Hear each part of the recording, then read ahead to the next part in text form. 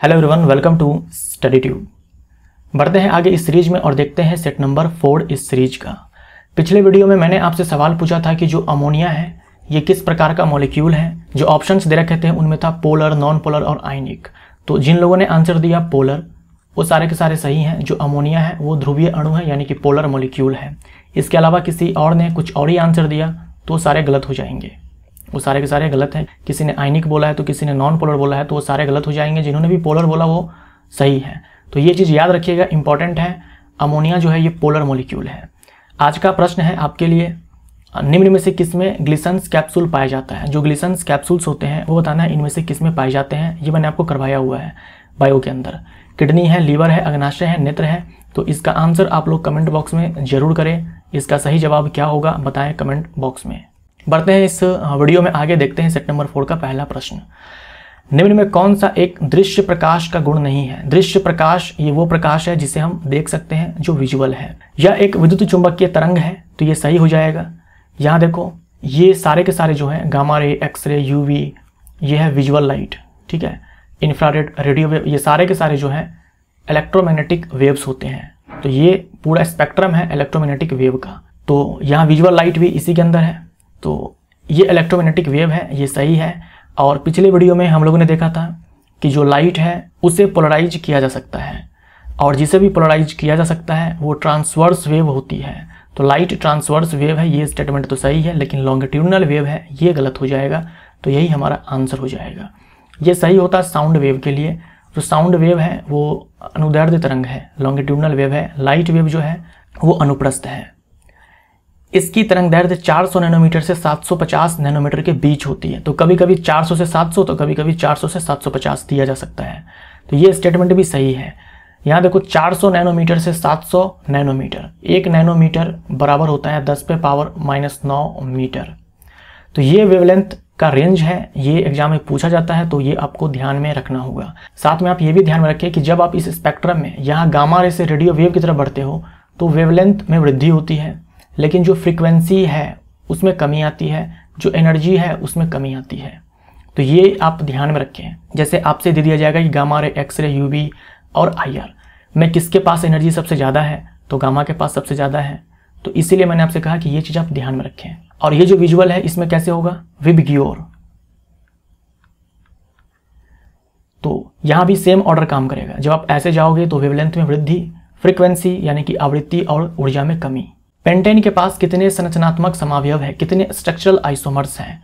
तो structural isomers हम बोलते हैं उसे जिनके मॉलिक्यूलर फॉर्मूले सेम होते हैं लेकिन स्ट्रक्चर डिफरेंट होते हैं। एक एग्जांपल मैं यहाँ पर बनाकर दिखाता हूँ।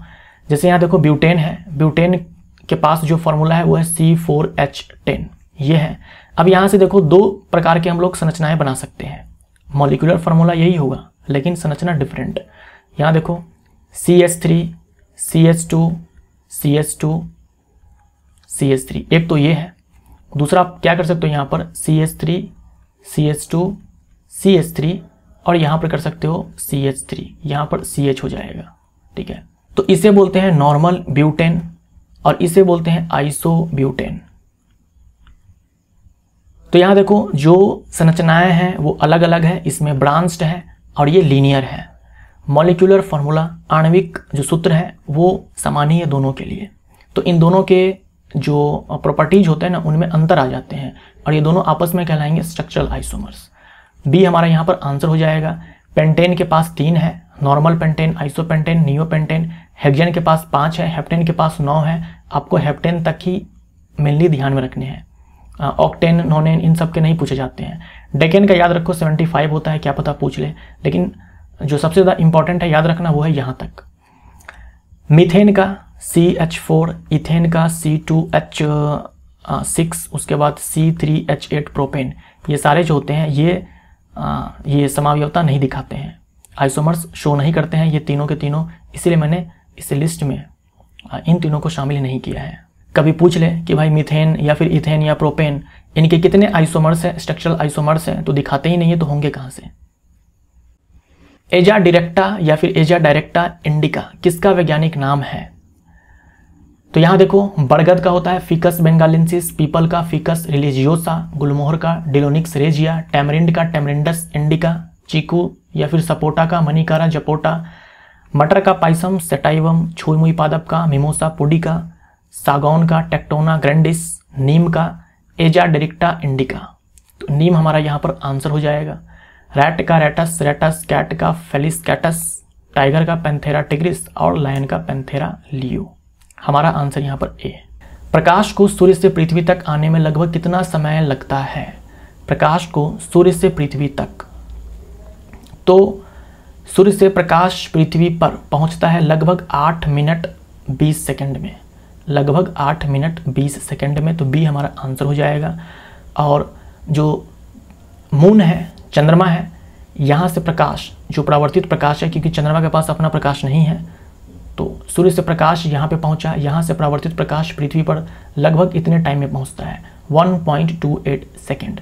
तो ये दोनों ही एग्जाम में पूछे जाते हैं, ये दोनों ही टाइम जो है आपको ध्यान में रखने होंगे। बी हमारा आंसर हो जाएगा। मेलेकाइट किसका अयस्क या खनिज है?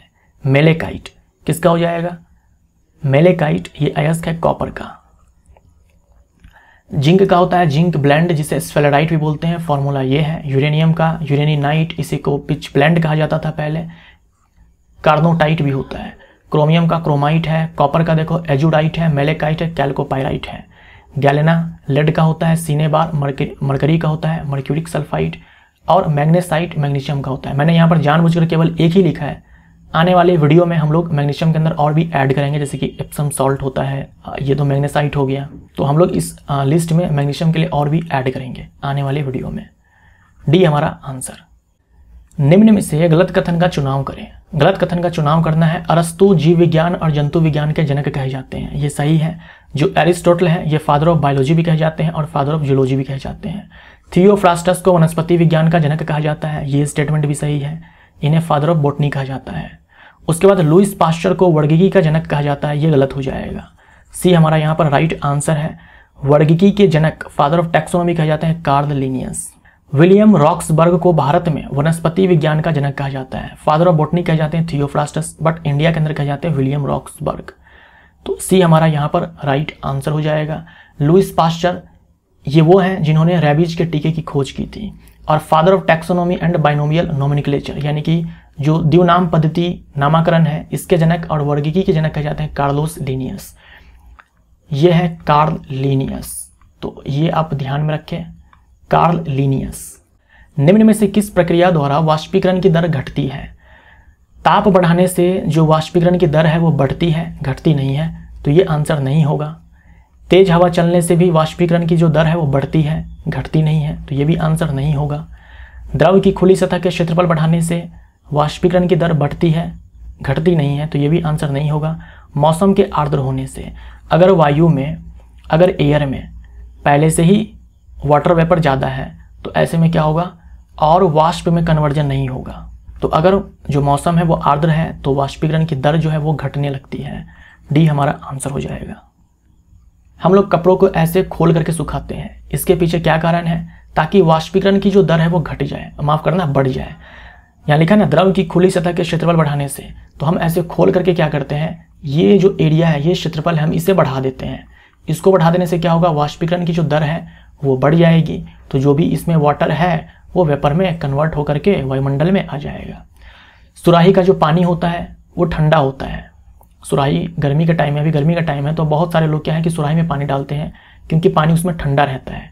इसके पीछे भी कारण क्या है, वाष्पीकरण। इसके पीछे भी कारण है वाष्पीकरण। होता यह है कि सुराही में जो पानी है वो पोर्स के माध्यम से सुराही के सरफेस पे चले आते हैं। ये जो सुराही है इसमें छोटे छोटे पोर्स होते हैं, तो जो पानी है इस सरफेस पे चला आता है। उसके बाद क्या होगा, सरफेस पे जो पानी है जो कि लिक्विड फेज में है, ये वेपर फेज में कन्वर्ट हो जाएगा, कन्वर्ट होता रहेगा, अपने आप धीरे धीरे कन्वर्ट होता रहेगा। लेकिन इस प्रोसेस के लिए आपको पता है ये ऊर्जा चाहिए, हीट चाहिए, ठीक है, एनर्जी चाहिए। तो ये जो हीट है, ये जो एनर्जी है, ऊर्जा है, कहाँ से मिलती है? जो पानी है वहीं से मिलती है, क्योंकि पानी से हीट का लॉस होता है तो पानी ठंडा हो जाता है। जो वाष्पीकरण के लिए, यानी इस वाले प्रोसेस के लिए जो एनर्जी चाहिए वो एनर्जी पानी से ही लिया जाता है। इसीलिए जो पानी है उसका टेम्परेचर गिर जाता है, ठंडा हो जाता है। तो यही कॉन्सेप्ट है कि सुराही का पानी ठंडा क्यों होता है। एस्फेलेराइट किसका अयस्क या खनिज है? तो हम लोगों ने अभी देखा जो एस्फेलेराइट है इसी को जिंक ब्लेंड कहा जाता है। ये है फार्मूला जिंक सल्फाइड। हमारा आंसर यहाँ पर डी हो जाएगा। पादप कोशिका में अनुपस्थित होता है। प्लांट सेल में क्या अब्सेंट होता है इनमें से? कोशिका भित्ति तो होती है, रसदानी भी होती है, प्लास्टिड भी होता है, तारका यानी कि सेंट्रोसोम नहीं होता है। ये जो सेंट्रोसोम है ये आपको दिखेगा केवल एनिमल सेल में, जंतु कोशिका में, केवल एनिमल सेल में, जंतु कोशिका में। ये है सेंट्रोसोम। ये सेंट्रियोल से मिलकर के बना होता है। यहाँ पर देखो दो सेंट्रियोल्स हैं, एक ये है और एक ये है। जो सेंट्रियोल है, हर एक सेंट्रियोल बहुत सारे माइक्रोट्यूब्यूल से मिलकर के बने हुए हैं। यहाँ देखो पाइप आपको दिखलाया गया है, बहुत सारे पाइप्स नजर आ रहे हैं ना, ये सारे माइक्रोट्यूब्यूल्स हैं। ये माइक्रोट्यूब्यूल्स आपस में मिलते हैं तब जाकर के एक सेंट्रियोल बनता है। यहाँ पर देखो ये दोनों सेंट्रियोल्स जो है ऐसे अरेंज होकर के सेंट्रोसोम बनाते हैं। तो ये सेंट्रोसोम है और ये अलग अलग सेंट्रियोल है। इसका रोल पता है कहाँ पे होता है? ध्यान में रखिएगा, ये एग्जाम में पूछा जा सकता है। जो सेंट्रोसोम है इसका रोल होता है सेल डिवीजन के टाइम में, कोशिका विभाजन के समय। कोशिका विभाजन के समय में ये जो सेंट्रोसोम्स होते हैं ये बनाते हैं स्पिंडल फाइबर्स। ये देखो ये सारे जो है ना यही स्पिंडल फाइबर्स। सेल डिवीजन के टाइम में जो क्रोमोसोम का विभाजन होता है उस समय ये स्पिंडल फाइबर्स का निर्माण करते हैं। तो ये एक इंपॉर्टेंट रोल है इसका सेल डिवीजन के टाइम में। और क्या आप यहाँ पर याद रख सकते हो, जो सेल वॉल है प्लांट के अंदर ये बनी होती है सेलुलोज से। और भी याद रखो आप, सेलुलोज, हेमी सेलुलोज, साथ में पैक्टिन, इन सारे पदार्थ से बने होते हैं। मान लीजिए 4 विकल्प में से इनमें से किसी एक के साथ जाना हो, चौथा विकल्प कुछ भी हो सकता है, लेकिन इन 3 में से किसी एक के साथ जाना हो तो आप जाएंगे सेलुलोज के साथ। लेकिन इनमें हेमी सेलुलोज भी होता है, पैक्टिन भी होता है। ये चीज़ भी आप ध्यान में रखें। किसी एक के साथ जाना हो इसमें से तो हम सेलुलोज के साथ जाएंगे। तो ऐसे आपको ध्यान में रखना है। ये जो सेल वॉल होती है ये निर्जीव होती है, नॉन लिविंग होती है और इसकी खोज की थी रॉबर्ट हुक ने। रॉबर्ट हुक ने, हम बोलते हैं ना कि कोशिका की खोज की थी रॉबर्ट हुक ने। तो रॉबर्ट हुक ने जो कोशिका की खोज की थी वो मृत कोशिका थी, बट एक्चुअली में कोशिका थी ही नहीं, वो कोशिका भित्ति थी। इसीलिए कोशिका की खोज किसने की और कोशिका भित्ति की खोज किसने की, दोनों के लिए आंसर सेल वॉल ही होता है। उसके बाद देखो प्लास्टिड। प्लास्टिड जैसे कि क्लोरोप्लास्ट, तो plastid plus mitochondria, plastid plus mitochondria, इन दोनों के पास खुद का डीएनए होता है प्लस खुद का राइबोसोम होता है। राइबोसोम को प्रोटीन फैक्ट्री बोलते हैं। जनरली डीएनए न्यूक्लियस में होता है और राइबोसोम एक अलग से सेल ऑर्गेनल होता है साइटोप्लाज्म में, कोशिका द्रव्य में। लेकिन प्लास्टिड और माइटोकॉन्ड्रिया के पास खुद का डीएनए और खुद का राइबोसोम होता है। तो ये भी एक इंपॉर्टेंट पॉइंट है जो आप ध्यान में रखें। 2 आवेशों के बीच लगने वाला आकर्षण या प्रतिकर्षण बल को किस नियम द्वारा व्यक्त किया जाता है? हमारा आंसर हो जाएगा कूलम्ब के नियम से। देखिए गुरुत्वाकर्षण का नियम क्या होता है, जैसे मान लीजिए ये एक द्रव्यमान है m1, ये एक द्रव्यमान है m2 और इनके बीच की दूरी है d। तो हम लोग बोलते हैं ना कि जो गुरुत्वाकर्षण बल है वो डायरेक्टली प्रोपोर्शनल है m1 और इनटू में m2 के। उसके बाद इनवर्सली प्रोपोर्शनल है d² के। और हम फॉर्मूला लिखते हैं F इज इक्वल टू, ये है सार्वत्रिक गुरुत्वाकर्षण नियतांक m1 m2 बट्टे में d²। इसी को बोलते हैं गुरुत्वाकर्षण का नियम। और ये जो बल लगता है, गुरुत्वाकर्षण बल जो लगता है, ये केवल और केवल आकर्षण नेचर का होता है, अट्रैक्टिव नेचर का होता है। अब आ जाओ 2 आवेशों के बीच में। मान लीजिए एक आवेश यहाँ है Q1 और एक आवेश यहाँ है Q2 और इसके बीच की दूरी है d। तो यहाँ पर भी क्या होता है, इनके बीच में लगने वाला बल जो होता है वो Q1 इंटू में Q2 होता है और इनवर्सली प्रोपोर्शनल टू d², जो जैसे यहाँ पर लिखा गया है। यहाँ पर m1 इंटू में m2, यहाँ पर Q1 इंटू में Q2। ये है कूलम्ब्स लॉ। और यहाँ पर हम फॉर्मूला लिखते हैं k Q1 Q2 बट्टे में d²। जो यहाँ पर g है, यहाँ पर k है, यहाँ पर हम बोलते हैं ग्रेविटेशनल कांस्टेंट, यहाँ पर बोलते हैं कूलम्ब्स कांस्टेंट। यहाँ पर g का वैल्यू क्या होता है 6.67 इंटू 10⁻11 न्यूटन मीटर स्क्वायर पर किलोग्राम स्क्वायर। यहाँ पर देखो क्या होता है 9 इंटू 10⁻9 न्यूटन मीटर स्क्वायर पर कूलम्ब स्क्वायर। यहाँ पर किलोग्राम है द्रव्यमान का एसआई मात्रक, यहाँ पर कूलम्ब स्क्वायर है जो कि आवेश का एसआई मात्रक है।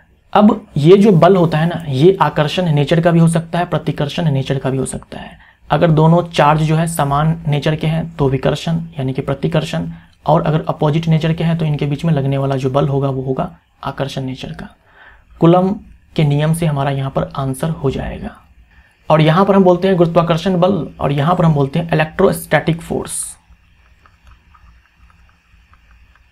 इलेक्ट्रोस्टैटिक फोर्स हिंदी में बोलते हैं स्थिर वैद्युत बल।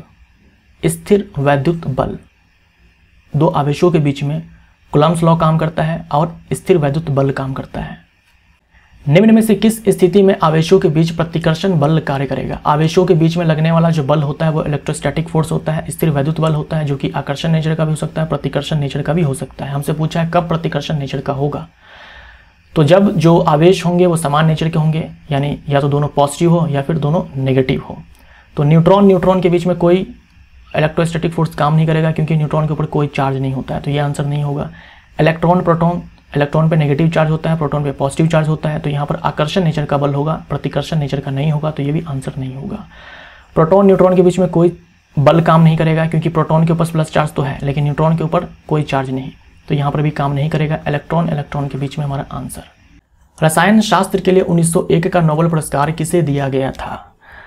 नोबेल पुरस्कार अल्फ्रेड नोबेल के सम्मान में दिया जाता है। 1901 से ही दिया जा रहा है, यानी पहली बार 1901 में ही दिया गया था नोबेल प्राइज। तो केमिस्ट्री के लिए किसे दिया गया था? वांट हॉफ को दिया गया था। वांट हॉफ को केमिस्ट्री के लिए दिया गया था। केमिस्ट्री के फील्ड में जो वांट हॉफ थे इनको दिया गया 1901 में नोबेल प्राइज केमिस्ट्री के अंदर। क्यों दिया गया? इन्होंने विलियन में जो परासरणी दाब होता है उनके नियम की खोज की थी, वांट हॉफ, तो इनको दिया गया था। सी हमारा आंसर हो जाएगा। विल्हेम रॉन्जन, इन्होंने एक्सरे की खोज की थी। एक्सरे की खोज किसने की? विल्हेम रॉन्जन ने की, आप याद करते हो। तो एक्सरे की डिस्कवरी के लिए विल्हेम रॉन्जन को दिया गया था 1901 में। तो एक्सरे की खोज के लिए विल्हेम रॉन्जन को दिया गया था फिजिक्स के अंदर। उसके बाद वॉन बेहरिंग को दिया गया था मेडिसिन में, ठीक है, मेडिसिन में 1901 में। सीरम थेरेपी पे इन्होंने काम किया था। सीरम थेरेपी पे इन्होंने काम किया था और दिया गया था नोबेल प्राइज। जे थॉमसन के बारे में भी आप ध्यान में रखें। जे थॉमसन को मिला था 1901 में, माफ करना 1906 में। 1906 में जे थॉमसन को 1906 में नोबेल प्राइज दिया गया था फिजिक्स के अंदर। इन्होंने इस चीज़ का पता लगाया था कि जो गैसेज होती हैं वहाँ से भी विद्युत धारा का प्रवाह हो सकता है, गैसों के द्वारा भी विद्युत धारा का प्रवाह हो सकता है। इसी चीज़ के लिए इनको दिया गया था 1906 में नोबेल प्राइज। जे थॉमसन ये वही है जिन्होंने इलेक्ट्रॉन की खोज की थी। सी हमारा यहाँ पर आंसर। निम्न में से गलत चुने। मोनेडा प्रोकैरियोटिक, मोनेडा के अंदर साइनोबैक्टीरिया, बैक्टीरिया, माइकोप्लाज्मा ये सारे आते हैं। मोनेडा के अंदर जो किंगडम मोनेडा है उसके अंदर जो जीव आते हैं वो एक कोश के प्रोकैरियोटिक होते हैं, तो ये सही है। फाइओफाइसी भूरा शैवाल, फाइओफाइसी यानी कि भूरा शैवाल, क्लोरोफाइसी यानी कि हरा शैवाल, रोडोफाइसी यानी कि लाल शैवाल। एनेलिडा केंचुआ, एनेलिडा के अंदर केंचुआ आएगा, अर्थवॉर्म, तो ये भी सही है। जिम्नोस्पर्म यानी कि पुष्पी पादप, ये गलत हो जाएगा। पुष्पी पादप हम लोग एंजियोस्पर्म को बोलते हैं। पुष्पी पादप हम लोग एंजियोस्पर्म को बोलते हैं। डी हमारा आंसर। जिम्नोस्पर्म के ही अंदर आप लोग पढ़ते हो पाइनस के बारे में, साइकस के बारे में, पाइनस, साइकस, सिकुआ, जो सबसे लंबा वृक्ष है सिकुआ, ये जिम्नोस्पर्म है। फाइलम एनेलिडा, एनिमल किंगडम के अंदर जो फाइलम एनेलिडा है, आइए इनके बारे में कुछ देखते हैं। फाइलम एनेलिडा के जो जानवर होते हैं वो है निरिस, अर्थवॉर्म, लीच। इंपॉर्टेंट है ये सारे एग्जाम्पल्स, ध्यान में रखिएगा। तो ये सारे जो होते हैं वो इनके अंदर जो सिमेट्री होती है वो बाइलेटरल सिमेट्री होती है। मैंने आपसे पिछले ही वीडियो में कहा था कि अगर आप फाइलम पोडीफेरा और निडेरिया को छोड़ दो तो बाकी जितने भी फाइलम हैं उनके जीव के अंदर जो सिमेट्री होती है वो बाइलेटरल होती है और ट्रिप्लोब्लास्टिक होते हैं। तो एनेलिडा के अंदर भी जो जीव है उनके अंदर सिमेट्री है बाइलेटरल और है ट्रिप्लोब्लास्टिक। इनके पास देखो ट्रू बॉडी कैविटी है, यानी कि ये सिलोमेट है। आर्थ्रोपोडा के अंदर भी आपने देखा था सिलोमेट, ये भी सिलोमेट है। इनकी जो बॉडी है वो सेगमेंटेड होती है, जैसा कि आपने आर्थ्रोपोडा में देखा था पिछले वीडियो में।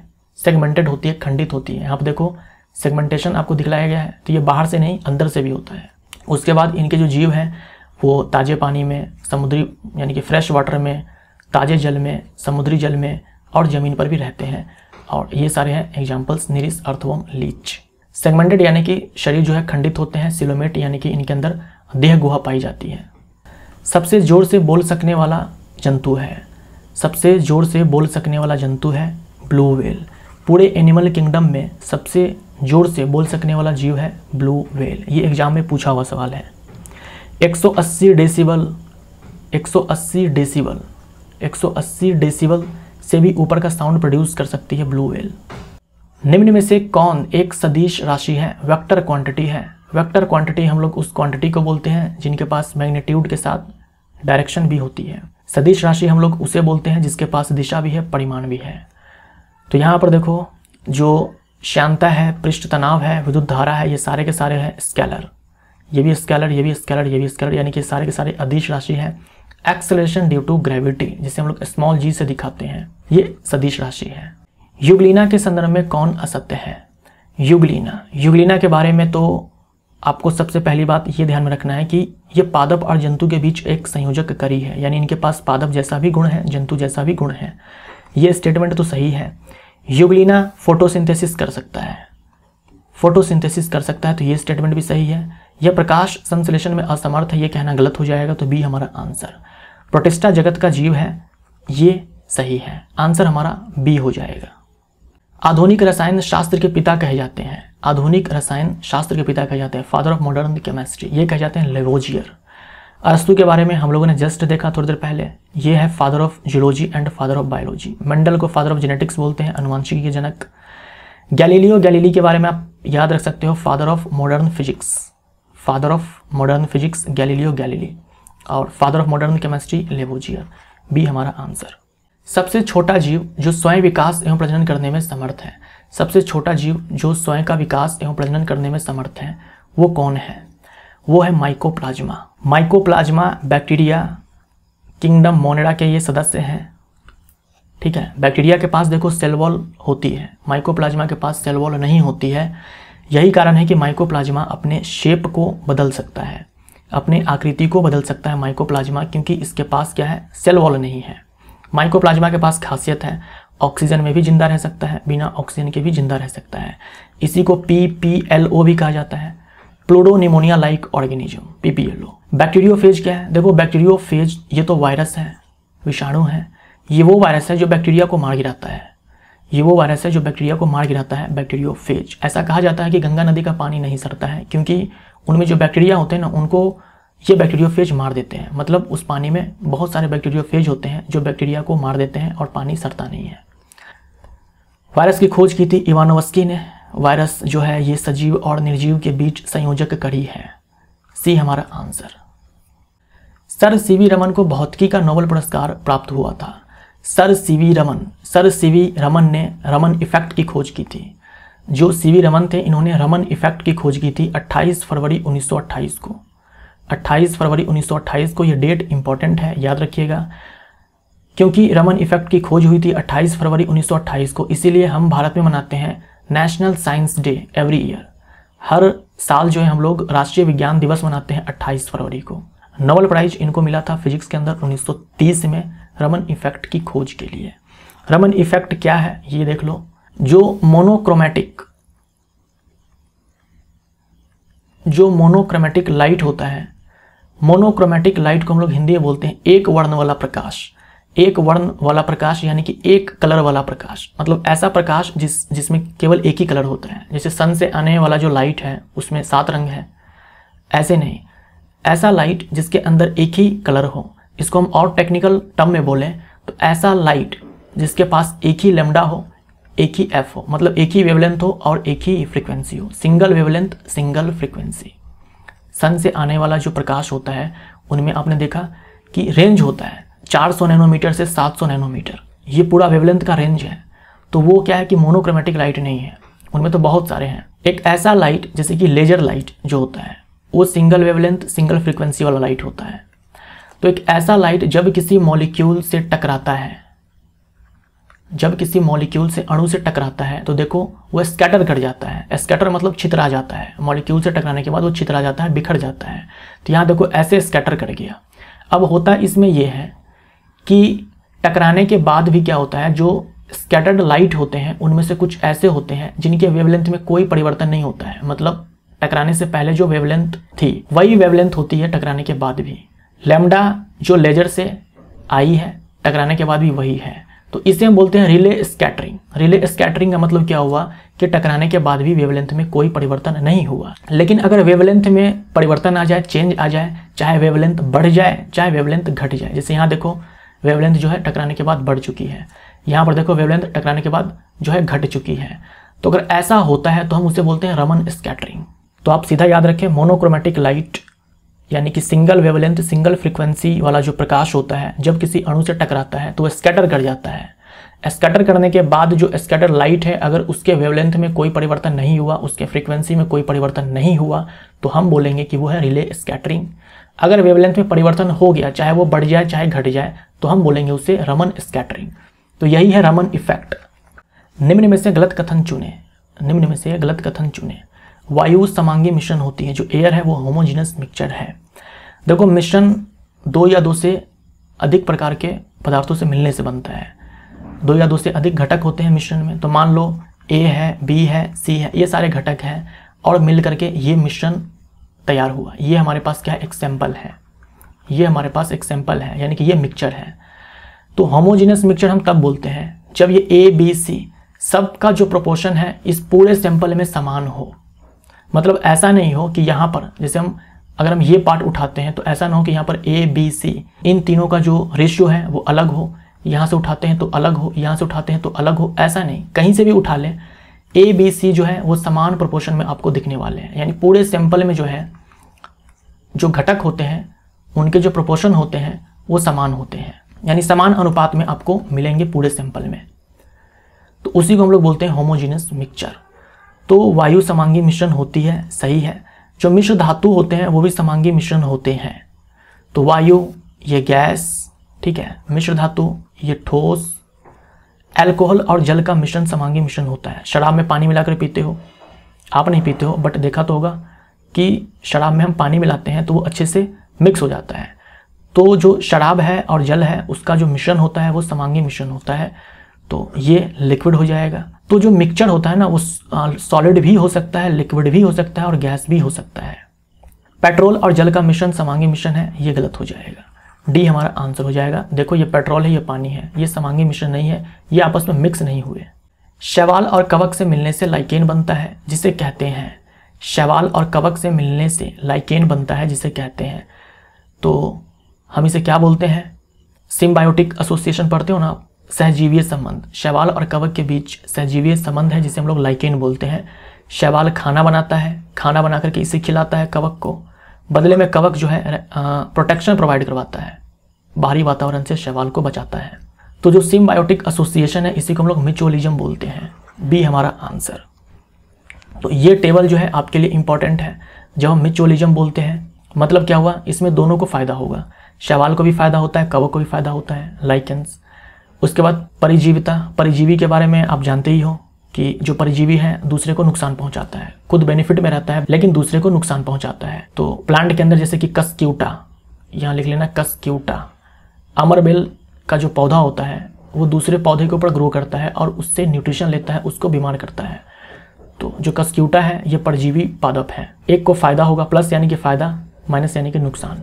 उसके बाद प्रीडेशन यानी कि प्रभक्षण, शिकार करना। शिकार करने में भी क्या होता है, एक को फायदा होता है, जो मरता है उसका नुकसान होता है। शेर के द्वारा हिरन का शिकार, शेर को फायदा होगा लेकिन हिरन तो मर जाएगा।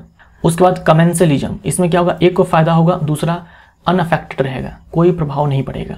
जैसे कि ऑर्किड जो होता है वो एपीफाइट के रूप में दूसरे पेड़ के ऊपर ग्रो करता है, जैसे आम का पेड़ है उसके ऊपर ग्रो कर गया, तो उससे आम के पेड़ को कोई फर्क नहीं पहुंचता है, लेकिन जो ऑर्किड है उसको रहने के लिए जगह मिल जाता है।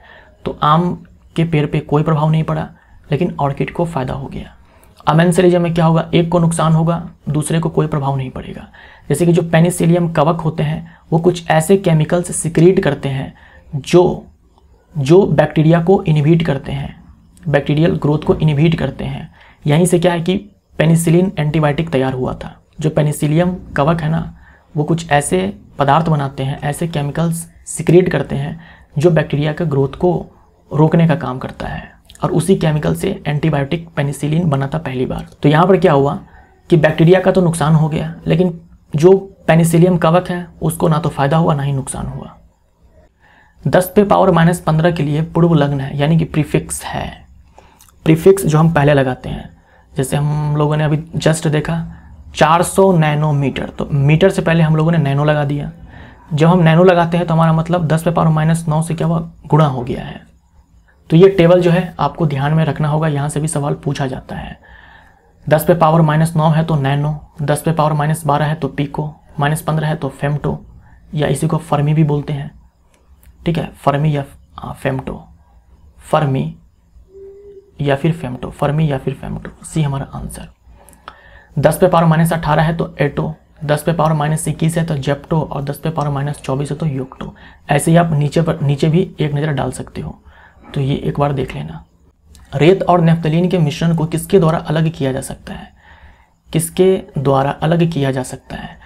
देखो, रेत और नेफ्थलीन में जो नेफ्थलीन है, अगर इसे गर्म किया जाए तो ये जो सॉलिड है ये सीधा गैस में कन्वर्ट हो जाता है, यानी कि नेफ्थलीन जो है ऊर्ध्वपातित होता है। तो इन दोनों मिश्रण को गर्म करो, इसका जो मिश्रण है उसे गर्म करो, नेफ्थलीन सॉलिड से गैस में कन्वर्ट हो जाएगा, बच जाएगा रेत, और ये दोनों हो जाएंगे अलग। तो ऊर्ध्वपातन हमारा आंसर हो जाएगा। ऊर्ध्वपातित होने योग्य पदार्थ कौन कौन से हैं? कपूर है, अमोनियम क्लोराइड है, अमोनियम क्लोराइड NH4Cl, नेफ्थलीन है, एंथ्रासीन है, ठोस कार्बन डाइऑक्साइड यानी कि सॉलिड कार्बन डाइऑक्साइड, जिसे हम लोग ड्राई आइस बोलते हैं, शुष्क बर्फ बोलते हैं ठोस कार्बन डाइऑक्साइड को। ये सारे ऊर्ध्वपातित होते हैं, ये सारे ठोस है, गर्म करोगे डायरेक्ट गैस में, बिना लिक्विड स्टेट में आए गैस में कन्वर्ट हो जाएंगे ये सारे के सारे। उसके बाद एवोपरेशन यानी कि वाष्पीकरण तो आप जानते ही हो। डिस्टिलेशन और फ्रैक्शनल डिस्टिलेशन के बारे में थोड़ा जानते हैं। यहाँ देखो, आसवन विधि से अलग किया जा रहा है दो घुलनशील द्रवों को। दो घुलनशील द्रव जो आपस में बहुत अच्छे से मिक्स हो चुके हैं, उसे अलग करने का तरीका है आसवन। जैसे यहाँ देखो, जल है और एसीटोन है, तो आसवन विधि का इस्तेमाल तब किया जाता है जब जो मिश्रण है, मिश्रण के जो घटक हैं जैसे जल और एसीटोन, इनके बॉइलिंग पॉइंट में काफ़ी ज़्यादा अंतर होता है। इनके बॉइलिंग पॉइंट में, क्वथनांक में काफ़ी ज़्यादा डिफरेंस होता है, अंतर होता है, तो हम आसवन विधि का इस्तेमाल करते हैं। क्या होगा? मिश्रण को गर्म किया जाएगा, जिसका बॉइलिंग पॉइंट कम होगा वो सबसे पहले क्या होगा? भाप में कन्वर्ट हो जाएगा। सबसे पहले भाप में कन्वर्ट हो जाएगा। भाप में कन्वर्ट होने के बाद देखो, यहाँ से ऐसे वो भाप ऐसे जाएगा, और यहाँ पर होता है कंडेंसर। कंडेंसर मतलब क्या होगा? जो भाप है उसको वापस से द्रव में कन्वर्ट कर देगा। तो यहाँ पर आने के बाद जो भाप है वापस से लिक्विड में कन्वर्ट हो गया, और इसे अलग यहाँ पर निकाल लिया गया। ये एसीटोन है, और इसमें बच गया पानी। पानी का बॉइलिंग पॉइंट ज़्यादा था, तो ये अभी तक भाप में कन्वर्ट नहीं हुआ है। एसीटोन का कम था, तो पहले भाप में कन्वर्ट हो गया। ये बॉइलिंग पॉइंट पे जल्दी पहुंचा और भाप में कन्वर्ट हो गया। इस वाले पार्ट में पहुंचा तो वापस से उस भाप को द्रव में बदल दिया गया। यही है आसवन। उसके बाद एक होता है प्रभाजी आसवन। प्रभाजी आसवन विधि का इस्तेमाल तब किया जाता है जब घटकों के बॉइलिंग पॉइंट, यानी जो घटक होते हैं, जो कंपोनेंट्स होते हैं, उनके बॉइलिंग पॉइंट के बीच जो डिफरेंस होता है वो 25 डिग्री सेल्सियस से क्या हो? कम हो। क्वथनांक का अंदर 25 केल्विन से कम हो। 25 केल्विन बोल सकते हो या फिर 25 डिग्री सेल्सियस भी बोल सकते हो। इनसे कम हो तो फ्रैक्शनल डिस्टिलेशन विधि का इस्तेमाल किया जाएगा। जो पेट्रोलियम से पेट्रोलियम प्रोडक्ट्स प्राप्त किए जाते हैं उनमें इसी का इस्तेमाल किया जाता है, प्रभाजी आसवन का। ये आपसे पूछा जा सकता है कि निम्न में से किस विधि का इस्तेमाल किया जाएगा पेट्रोलियम से पेट्रोलियम प्रोडक्ट्स को प्राप्त करने के लिए? तो विकल्प में आसवन विधि भी होगा, प्रभाजी आसवन भी होगा, तो प्रभाजी आसवन का इस्तेमाल किया जाएगा। जो वायु है उनमें कई प्रकार के गैस हैं जो मिश्रित हैं, उन सारे को अलग करने के लिए भी प्रभाजी आसवन का इस्तेमाल किया जाता है। प्रोटिस्टा जगत का सदस्य नहीं है। प्रोटिस्टा जो किंगडम है उसका सदस्य नहीं है। प्रोटिस्टा के अंदर जो जीव आते हैं वो होते हैं एक कोशिकीय, यूनिसेलुलर प्लस यूकैरियोटिक। यूकैरियोटिक जो किंगडम मोनेडा है उसके अंदर जो जीव आते हैं वो होते हैं यूनिसेलुलर प्रोकैरियोटिक। प्रोकैरियोटिक यहाँ पर है यूकैरियोटिक। तो अमीबा प्रोटिस्टन है। उसका देखो एक कोशिकीय शैवाल। शैवाल के बारे में आप क्या याद रखते हो कि थैलोफाइटा के अंदर शैवाल आते हैं, लेकिन मैं आपसे बार बार कहता हूँ कि जो थैलोफाइट्स होते हैं वो शैवाल होते हैं, लेकिन हर शैवाल थैलोफाइट्स नहीं होते हैं। मतलब हर शैवाल को आप थैलोफाइटा का मेंबर मानोगे ऐसा नहीं करना है, लेकिन हर थैलोफाइटा के जीव को आप शैवाल बोलोगे। जो थैलोफाइटा के अंदर शैवाल आते हैं वो मल्टी सेलुलर होते हैं, बहुकोशिकीय होते हैं। जो एक कोश के शैवाल होते हैं उससे हम लोग डालते हैं किसके अंदर? प्रोटिस्टा के अंदर। जो शैवाल होते हैं वो यूकैरियोटिक होते हैं, और जैसे ही एक कोश की हुआ तो हम इसे प्रोटिस्टा के अंदर डाल देते हैं। तो ये स्टेटमेंट भी सही है। पैरामीशियम प्रोटिस्टन है, ये भी सही है। बहुकोश के शैवाल हम लोग डालते हैं प्लांट किंगडम के अंदर, थैलोफाइटा के अंदर। डी हमारा यहाँ पर आंसर। तो प्रोटिस्टेंस, प्रोटिस्टा जगत के अंदर देखो amoeba, Entamoeba, histolytica, Trypanosoma, Paramecium, Plasmodium, Leishmania, diatoms, desmid Chlorella, Chlamydomonas, ये सारे क्या हैं, प्रोटिस्टा जगत के सदस्य हैं। मक्खी का वैज्ञानिक नाम क्या है? मक्खी का यानी कि हाउस फ्लाई का वैज्ञानिक नाम है मस्का डोमेस्टिका, बी हमारा आंसर। पेरीप्लेनेटा अमेरिकाना, ये है तिलचट्टा यानी कि कॉकरोच। राना टिग्रिना, ये है मेढक का वैज्ञानिक नाम। और पेवोक्रिस्टेटस, ये है मोर का वैज्ञानिक नाम, मोर का वैज्ञानिक नाम। तो यहाँ मैंने लिख दिया है house fly, cockroach, frog, peacock. तो ये हमारा सेट 4 यहाँ पर समाप्त होता है। वीडियो आपको अच्छा लगा हो तो वीडियो को लाइक जरूर करें। मिलते हैं अगले सेट में। Thank you so much.